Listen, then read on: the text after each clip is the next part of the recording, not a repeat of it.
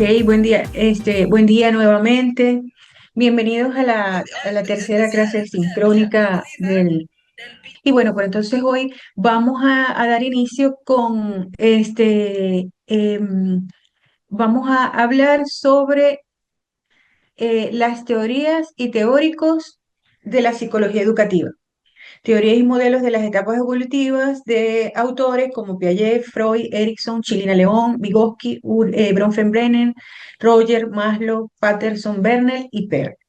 Vamos a iniciar hoy rápido. Voy a tratar de hacer una síntesis porque, bueno, como todos sabemos, estos son teóricos y teorías que explican, que tienen gran profundidad, pero en este momento pues vamos a hacer como un ligero paseo sobre cada una de estas teorías, tratando de hacer una síntesis de de sus principales posturas teóricas, de sus principales principios, de cuáles son esos aportes en general que cada uno de estos autores y de estas teorías han aportado o le han entregado a la psicología, en este caso la psicología educativa.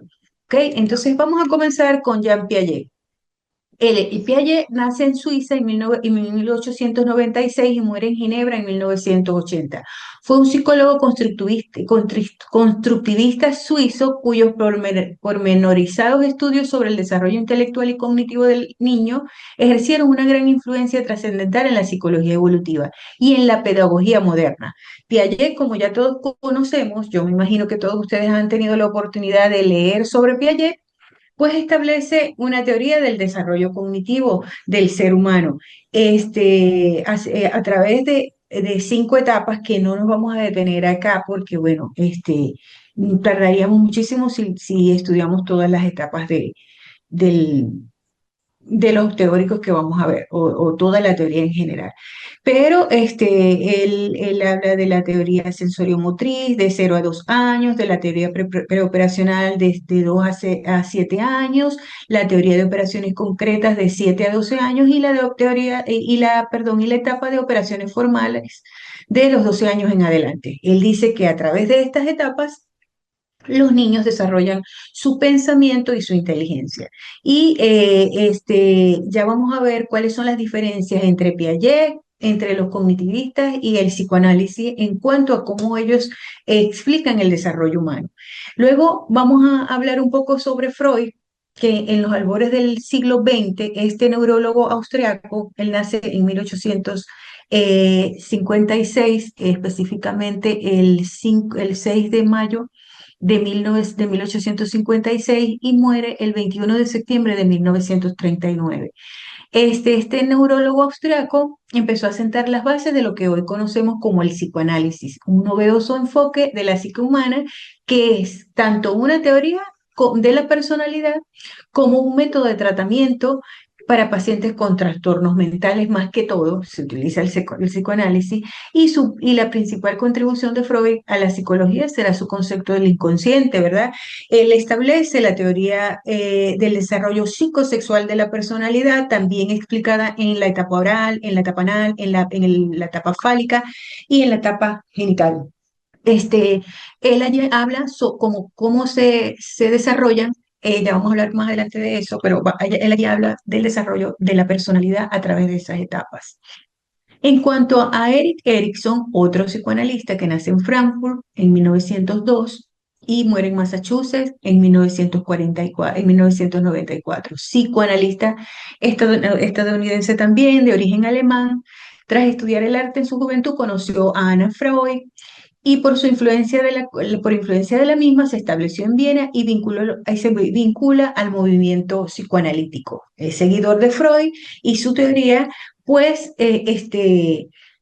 toma o reconoce las primeras etapas de la teoría de Freud. Sin embargo, él establece la diferencia entre lo sexual y lo social. Él dice que si bien es importante lo sexual y reconoce la etapa oral y la etapa anal y fálica como importantes en el desarrollo del niño, también es cierto que la parte social es muy importante y de gran peso en el desarrollo del ser humano. Por eso su teoría la denomina teoría psicosocial del desarrollo psicosocial de la personalidad, a diferencia de Freud, que como ya les dije, se denomina este desarrollo psicosexual. Entonces vamos a hablar un poquito de ambas teorías. Freud, en su teoría del desarrollo psicosexual, establece que las personas nacen con impulsos biológicos que deben redirigirse para poder vivir en sociedad. Él habla de la libido, él habla del tánatos y del eros, que son los impulsos, la libido, el impulso, la energía sexual que nos mueve. Él hablaba que todo el desarrollo de la personalidad, todo el ser humano está relacionado con lo sexual y que esa energía sexual es la que nos mueve y nos impulsa a lograr desarrollarnos y a lograr todo lo que queremos en la vida. Y pues está dentro de eso el Eros y el Tánatos, que el Eros es la energía hacia la vida, hacia mantener, o sea, hacia la supervivencia, mientras el Tánatos es la energía de la muerte, la que nos lleva a buscar el peligro, a ese deseo quizás inconsciente de ese contacto con la muerte, ¿ok? Él propuso que la personalidad se conforma por tres partes hipotéticas, que son el ello, el yo y el superyo. Los recién nacidos están gobernados por el ello, que opera dentro del principio del placer. Como nosotros todos hemos tenido la oportunidad de observar bebés recién nacidos, ellos simplemente, si quieren comer, si tienen hambre, lloran y necesitan que que esa necesidad sea cubierta inmediatamente. Es decir, ellos no tienen la capacidad de esperar, ¿ok? Y el yo, que representa la razón, se desarrolla de manera gradual durante el primer año de vida y opera según el principio de la realidad. Entonces, ese ello que está gobernado por el principio del placer, por la inmediatez, viene a ser controlado por ese yo que desarrollamos luego y que representa la razón, que representa que nos confronta con la realidad, según Freud, y nos dice, ok, quieres comer, pero tienes que esperar. Entonces comenzamos a internalizar en ese proceso, en ese desarrollo de nuestra personalidad, la capacidad de ese principio de realidad. Y el super yo abarca la conciencia e incorpora el sistema de valores del niño, lo que la sociedad acepta y lo que reprueba. Ok, entonces aquí el super yo viene a ser el mediador entre el ello y entre ese principio del placer del ello y el principio de la realidad del yo.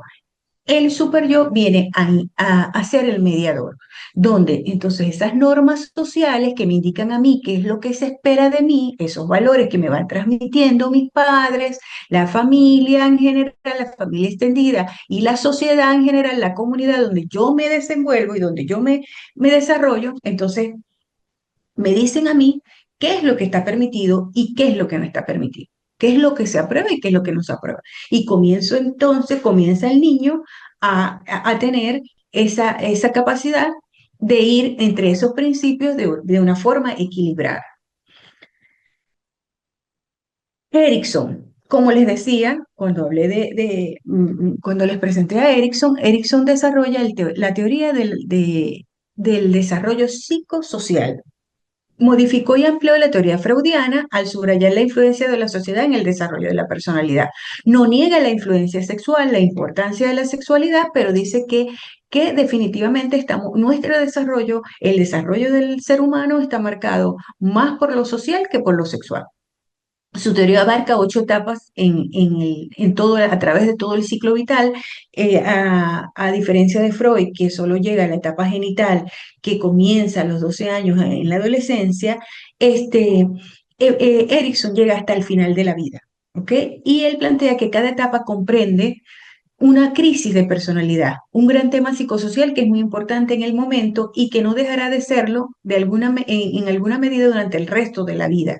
Estos temas para resolverse satisfactoriamente, para que se deben de desarrollar satisfactoriamente esas crisis para que se desarrolle un yo sano. Cada etapa requiere que se equilibren una tendencia positiva y una negativa. ¿Ok? Esas son las características de las etapas. Siempre hay una parte positiva y otra negativa. Para el desarrollo óptimo, la tendencia positiva debería predominar, ¿sí? Mientras que, pero también esa parte negativa es necesario para ese proceso de desarrollo, decía decía Erickson.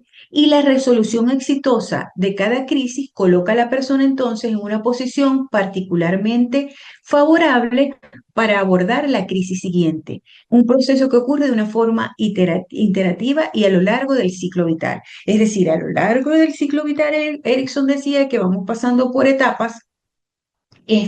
Por ejemplo, su primera etapa, confianza básica versus desconfianza. Él decía que cuando el niño nace, inmediatamente que nace, se genera en él esa crisis de confianza básica versus desconfianza. ¿Qué sucede? Que el niño necesita, en ese momento, el recién nacido necesita el total cuidado de sus padres, en este caso, o de cualquiera que sea su cuidador. Si él recibe lo que necesita, si le suplen sus necesidades, va a desarrollar entonces la confianza básica. Si no, que sabemos también que hay niños que son abandonados al nacer, ese niño no va a desarrollar esa confianza básica, sino que por el contrario se va a ir a la parte negativa de la crisis y se va a quedar allí estancado, que es la desconfianza. ¿Ok? Entonces, podemos ver cómo Erickson plantea que esas crisis son importantes y definitivamente se tienen que solucionar de forma positiva para que podamos tener un yo sano. Eso en líneas generales es lo que plantea Erickson. En cuanto a las etapas cognitivas de Piaget, las teorías de las etapas cognitivas es precursora de la revolución cognitiva. Piaget es el padre del cognitivismo, del desarrollo cognitivo, actual con un acento en los procesos mentales. Por supuesto, él hacía énfasis en todos esos procesos mentales y él estableció en su teoría los esquemas mentales que van desarrollándose y van a través de los procesos de acomodación, de asimilación, van internalizando los niños esa nueva, a través del procesamiento mental, van acomodando esa nueva información, se asimila y se acomoda en esos esquemas mentales que vamos desarrollando a lo largo de la vida. Eso era lo que planteaba en líneas generales Piaget. Consideraba el desarrollo desde el ángulo organicista, por supuesto, él era organicista en su planteamiento como el producto del esfuerzo de los niños por entender y actuar en su mundo.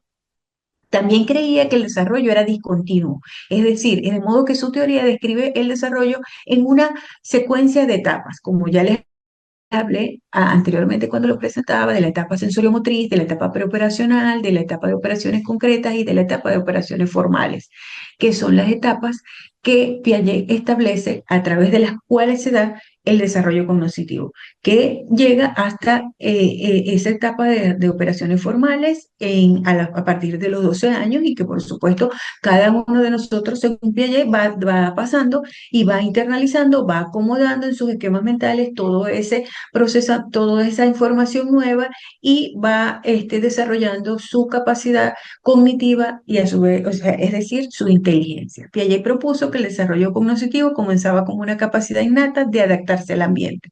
En esa, perdón, en esa etapa sensoriomotriz, él hablaba, por ejemplo, de que los niños comenzaban, las reacciones circulares primarias, comenzaban como un proceso innato, como un proceso que respondía a a esa capacidad, a esa necesidad que tiene el niño de adaptarse. ¿Sí? Que respondía a que ellos iban entendiendo que, por ejemplo, las reacciones circulares primarias que movían las manos sin ninguna intención, pero luego, ya a partir del segundo mes, ya ellos tenían una intencionalidad porque ya habían entendido, ya habían comprendido, ya habían asimilado y acomodado la información que podían tomar las cosas con las manos, ¿sí? Y es entonces, esas reacciones circulares que comenzaban como un reflejo instintivo, ¿verdad? Va madurando a lo largo de esa etapa sensoriomotriz hasta los 2 años, cuando ya los niños tienen esa capacidad de tomar las cosas con una intencionalidad, cuando a los 2 años el pensamiento simbólico, cuando toman un carrito y lo mueven, o cuando toman un lápiz, son capaces de moverlo como un carrito y decir que es un carro. ¿Sí? Entonces así, luego viene el pensamiento, el desarrollo, después de ese pensamiento simbólico, viene el desarrollo del pensamiento lógico, que le permite al niño en la etapa preoperacional, al final de la etapa preoperacional, tener la conservación eh, de, de poder establecer ese principio de conservación, cuando entienden que las cosas se conservan a pesar de que cambien su estado, ¿sí? Entonces Piaget decía que eso era un proceso que iba siendo gradual y que se iba alcanzando a lo largo de superar cada una de las etapas, ¿sí? Hasta el pensamiento formal, donde los adolescentes tienen la capacidad de emitir sus propios juicios, de hacer comparaciones, de tener un pensamiento mucho más maduro que un pensamiento de un niño de la etapa preoperacional o de la etapa este, sensoriomotriz, ¿ok? Que el pensamiento iba madurando y se iba desarrollando a lo largo de cada una de esas etapas, ¿ok? Aquí les voy a mostrar un cuadro como donde podemos observar que hay una diferenciación, ¿verdad?, entre estas teorías, entre la perspectiva psicoanalítica tanto de Freud como de Erickson y la perspectiva cognitiva de Piaget en cuanto al estudio del desarrollo que ellos realizaron. Mientras que Freud y Erickson, su premisa para ellos la conducta está controlada por poderosos impulsos inconscientes. Ya sabemos que Freud, por lo que he explicado, era de los impulsos sexuales.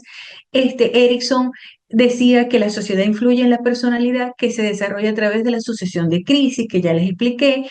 Erickson hablaba los dos presentan el desarrollo por etapas y la causa principal del desarrollo para los psicoanalíticos son los factores innatos modificados por la experiencia y la interacción de los factores innatos, la interacción de esos factores innatos y de la experiencia, igual que entonces vemos cómo es hay una diferencia, mientras que no hay diferencia, perdón, en esa causa del desarrollo para ninguno de los tres, porque todos toman en cuenta los factores innatos y la influencia de la experiencia en el desarrollo.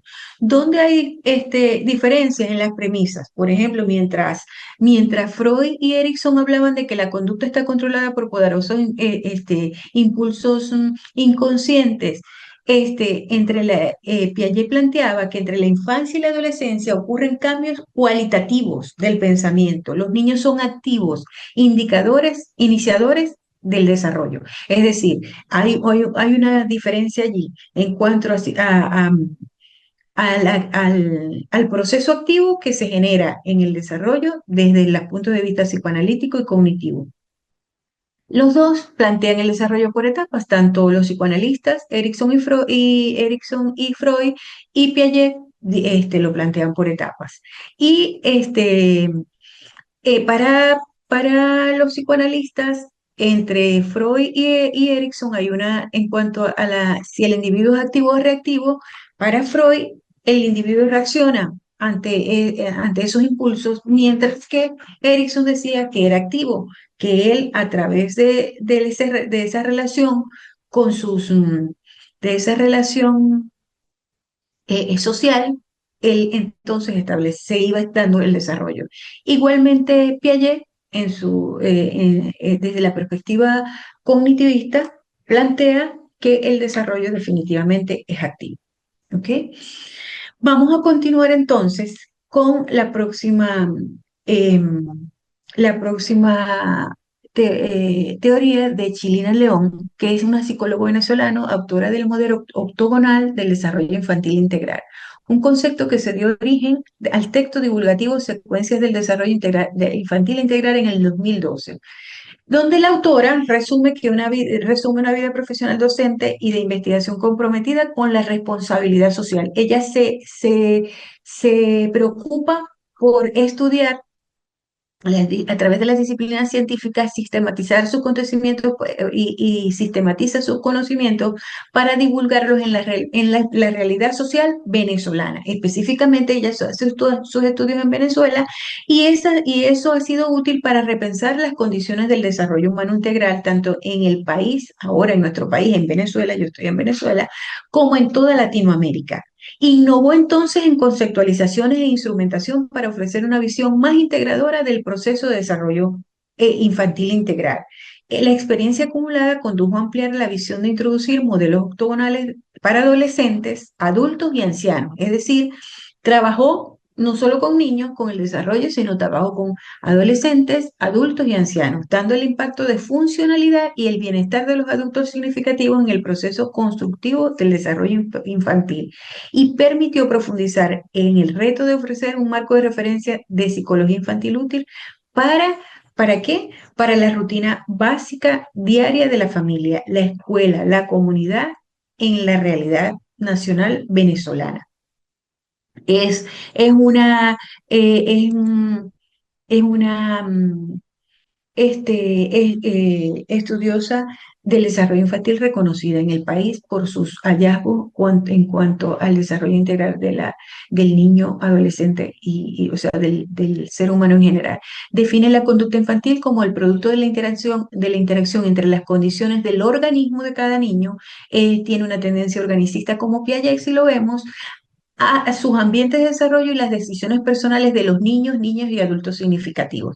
Es decir, ella entonces une no solo lo orgánico y el ambiente, sino que además habla de la influencia de las personas más allegadas, de tanto de los niños, ¿verdad? Las decisiones de los niños, niñas y los adultos significativos para ellos.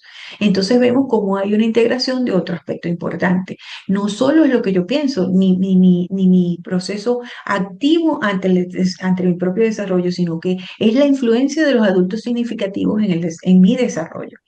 Presenta en secuencia del desarrollo infantil integral un organizador conceptual y operativo que ofrece versiones para los especialistas, padres y cuidadores, directivos y docentes, así como operadores sociales que cumplen funciones en una localidad, contribuyendo para la prevención primaria y secundaria, así como el seguimiento de programas de intervención terciaria. Es decir, ella presenta su teoría y hace énfasis en que ésta sea utilizada para la prevención y para el establecimiento de programas de intervención. ¿Ok? La mayor contribución para el área de la psicología aplicada y de la educación fue en diferentes contextos fue permitir identificar a nivel tanto individual como grupal las fortalezas y debilidades de los niños y niñas a fin de transformar las necesidades evolutivas en programas de intervención. Es decir, ella estudiaba cuáles eran las fortalezas y debilidades de esos niños y esas niñas a lo largo de su desarrollo. ¿Para qué? Para que se pudieran convertir en indicadores en programas de intervención y a través de esos indicadores, de esas fortalezas, entonces tener indicadores de seguimiento y evaluación. Es decir, vuelvo y repito, disculpa la redundancia. Lina León estableció indicadores que podían utilizarse para programas de intervención para optimizar el desarrollo de niños y niñas. Y eso fue su gran aporte en la psicología aplicada. Vamos a hablar un poco entonces ahora de Vygotsky. Lev Vygotsky establece la teoría sociocultural. El psicólogo ruso Lev Vygotsky nace en 1896 y muere en 1934. Se concentró en los procesos sociales y culturales que guían el desarrollo cognitivo de los niños. Es cognitivista y constructivista como Piaget, pero su teoría es denominada sociocultural por el peso que él le da a la cultura y a la sociedad donde el niño se desarrolla. Como la teoría de Piaget destaca la participación activa, es decir, él también tiene un planteamiento de que los niños son activos con su entorno en el desarrollo, pero mientras Piaget describía la mente como un ente solitario que tomaba e interpretaba la información del mundo, Vygotsky veía el crecimiento cognitivo como un proceso colaborativo en su entorno social y cultural. ¿Ok? Las personas, decía Vygotsky, aprenden de la interacción social, adquieren habilidades cognitivas como parte de la iniciación en una forma de vida. ¿Sí? Él decía que a medida que el niño iba creciendo, él comenzaba a adquirir habilidades a medida que se iba desarrollando habilidades cognitivas, pero como consecuencia de esa interacción social. Para Vygotsky, los adultos o compañeros más avanzados deben ayudar a dirigir y organizar el aprendizaje del niño. Aquí es donde él habla de la zona de desarrollo próximo, porque ellos necesitan esa ayuda. Esa zona de desarrollo próximo es hasta donde ellos pueden llegar, pero que no han llegado porque no pueden por el desarrollo de las habilidades que no están completas. Pero que un adulto o un niño puede ayudarlos. Es ahí donde él habla del andamiaje, ¿sí? Relacionándolo con esos andamios que se colocan para poder llegar en la construcción a sitios donde no podemos llegar solitos. Entonces ese adulto, ese niño o ese profesor se convierte en esa figura de andamio para ese niño para que pueda adquirir esa habilidad que todavía no puede adquirir solo, que no ha podido adquirir solo. Entonces vemos cómo Vygotsky definitivamente toma en cuenta lo contextual, lo cultural, lo social como un proceso que es necesario para el desarrollo porque se requiere de la ayuda de otros para desarrollarme cognitivamente. Eso es lo que plantea en líneas generales Vygotsky. Eh, este, Pasamos entonces a Bronfenbrenner con su teoría bioecológica. Bronfenbrenner es un psicólogo estadounidense que nace en 1917 y muere en el 2005. Señala 5 niveles de influencia ambiental que van desde el más íntimo, ya lo vamos a ver en un, en una lámina, en la siguiente lámina, en un gráfico de su teoría, de la representación gráfica de su teoría. Va desde el nivel más íntimo al más amplio. El más íntimo es el que está más cercano al niño, al niño en desarrollo, y el más amplio es el que está más alejado, ¿verdad? Él los denomina, esos 5 niveles: microsistema, mesosistema, exosistema, macrosistema y cronosistema. Para entender la complejidad de las influencias en el desarrollo, tenemos que considerar, decía Bronfenbrenner, a la persona en el contexto de estos ambientes múltiples. Él también, si vemos, si lo comparamos con el actor anterior, podemos decir que establece una teoría también basada del desarrollo humano, basada en la influencia del ambiente, ¿verdad? Según este autor, una persona no es solo un resultado del desarrollo, sino que también lo forma. Es decir, hay una bidireccionalidad entre el niño en desarrollo, el adulto, el organismo en desarrollo o el ser humano en desarrollo y el entorno donde se desarrolla. Las personas afectan su desarrollo a través de sus características biológicas y psicológicas, talentos, habilidades, incapacidades e incluso el temperamento, planteaba el autor.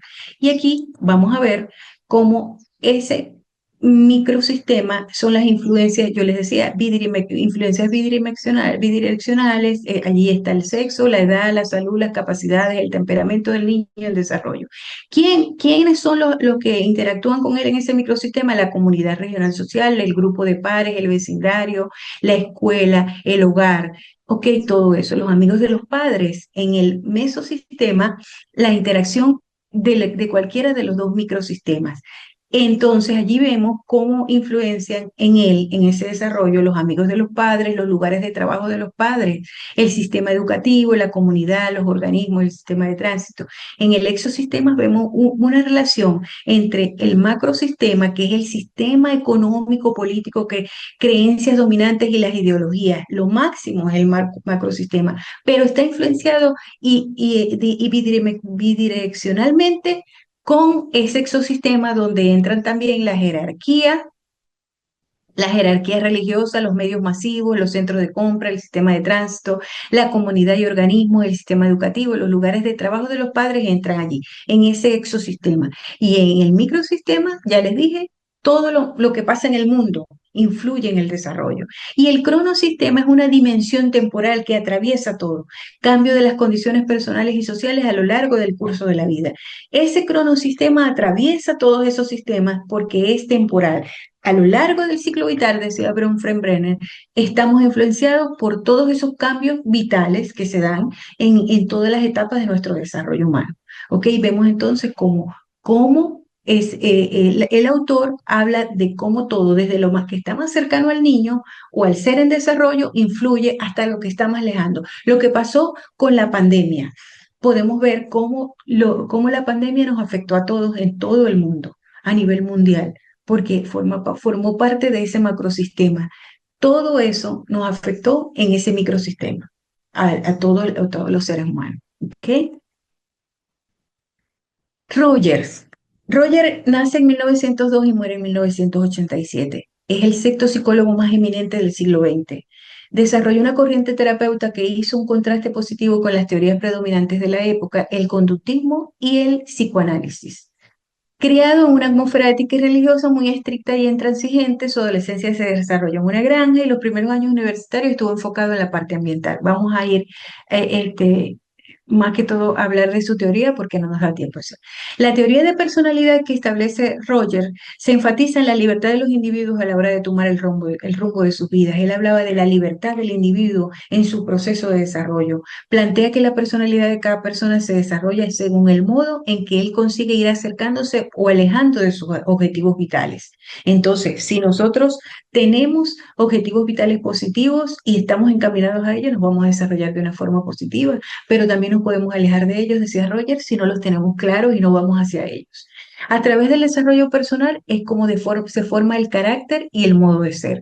Hablaba de una personalidad funcional en el modo de vivir la vida que se adapta a circunstancias constantemente. Es decir, vemos aquí cómo él influye o cómo establece que la adaptación es importante en el desarrollo de la personalidad.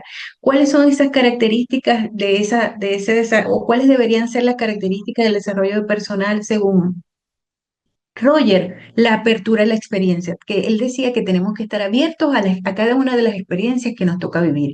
Teníamos que tener un estilo de vida existencial, decía Roger, que nos permita disfrutar la vida.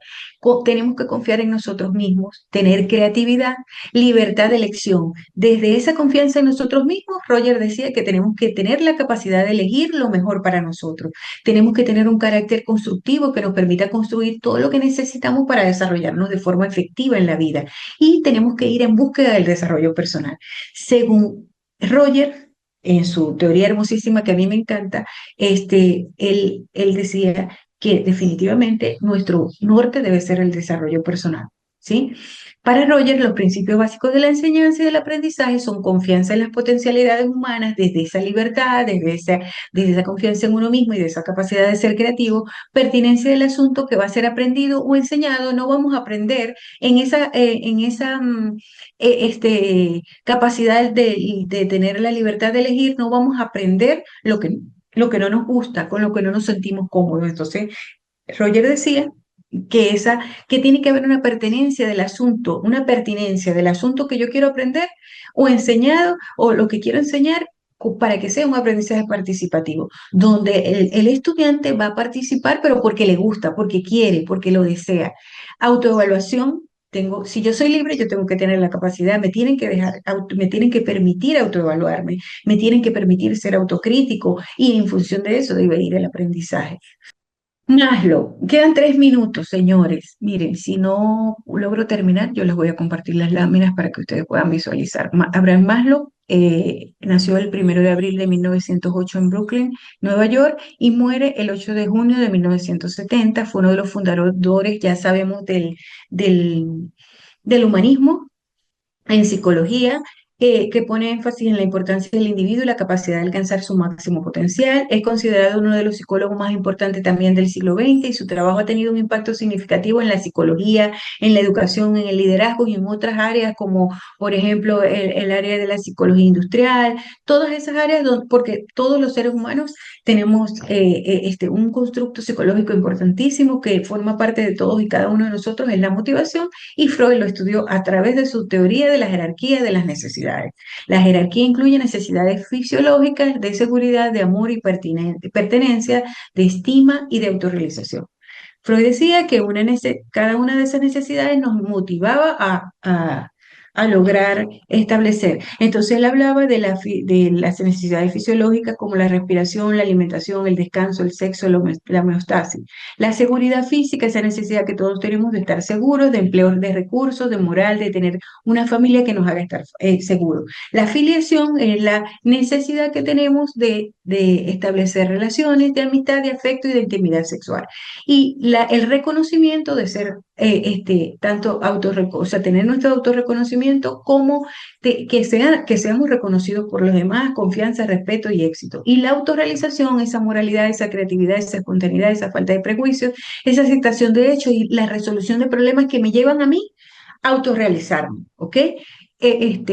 Maslow decía que si tenemos, que si no que la pirámide es así, tiene una razón de ser. ¿sí?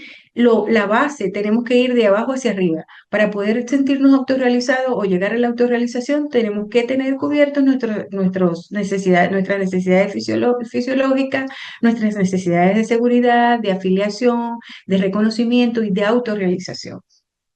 Antes de que se termine la clase, yo quiero decirles que yo voy a aperturar hoy el foro y el foro está relacionado con las teorías psicológicas de la última unidad y ustedes van entonces a intervenir en ese foro con cada uno de los planteamientos de los subgrupos o de sí, en cada uno de las, yo les voy a explicar en la descripción de la actividad, les voy a explicar cómo van a desarrollar el foro, qué sería su última unidad para terminar el curso. Y yo hoy voy a estar pasándoles la calificación de las dos actividades que ustedes ya subieron.